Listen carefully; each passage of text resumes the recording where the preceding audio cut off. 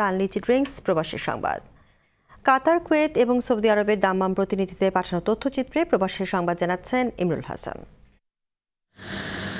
কাতারে বাংলাদেশের রাষ্ট্রদূত আসুদ আহমেদের সাথে সৌজন্য সাক্ষাৎ করেছেন কাতার বাংলাদেশ আওয়ামী লীগের নেতৃবৃন্দ। সংগঠনটির সভাপতি শামসুদ্দিন মণ্ডল ও সাধারণ সম্পাদক নূর মোহাম্মদ নূরের নেতৃত্বে এ সময় উপস্থিত ছিলেন সংগঠনের সিনিয়র সহ সভাপতি আবুল কাশেম, ফেরদৌস আলম চৌধুরী, মোহাম্মদ মোস্তফা কামাল, সাংগঠনিক সম্পাদক জাকারিয়া চৌধুরী সহ দূতাবাসের ঊর্ধ্বতন কর্মকর্তারা। বাংলাদেশের স্বার্থকে প্রাধান্য দিয়ে সবাইকে একসাথে কাজ করার পরামর্শ দেন নবনিযুক্ত রাষ্ট্রদূত।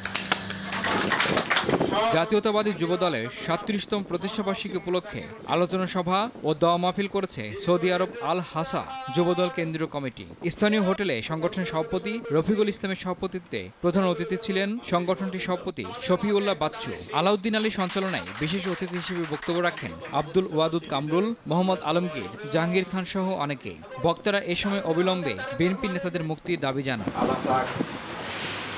বাংলা সাহিত্যে বিশেষ অবদানের জন্য কুয়েত প্রবাসী লেখক শামসুল হক শামসুকে বাংলার বার্তা সাহিত্য সম্মাননা দেয়া হয়েছে। বাংলার বার্তা সম্পাদক ও কুয়েত রিপোর্টার্স ইউনিটির সভাপতি মঈনউদ্দিন সরকারের সভাপতিত্বে ও রিপোর্টার্স ইউনিটির সাধারণ সম্পাদক শেখ এহসানুল হক খোকনের সঞ্চালনায় সম্মাননা অনুষ্ঠানে বক্তব্য রাখেন প্রবাসী লেখক আলী আজম, সজীব চন্দ্র চন্দন, কমিউনিটি নেতা শাহাবুদ্দিন সহ অনেকে। বাংলাদেশের সাথে মিল রেখে কাতারে অবস্থিত বাংলাদেশ MHM স্কুল অ্যান্ড কলেজের ৭৬ জন শিক্ষার্থী এবারের JSC পরীক্ষায় অংশ নিয়েছে। পরীক্ষা কক্ষে উপস্থিত ছিলেন রাষ্ট্রদূত আসুদ আহমেদ, কাউন্সিলর কাজী জাভেদ ইকবাল, শ্রম শাখার প্রথম সচিব মোহাম্মদ রবিউল ইসলাম, দ্বিতীয় সচিব নাজমুল হক, স্কুলের অধ্যক্ষ জসিমউদ্দিন ও অন্যান্য শিক্ষক মণ্ডলী সহ প্রিন্ট ও ইলেকট্রনিক মিডিয়ার সাংবাদিকেরা।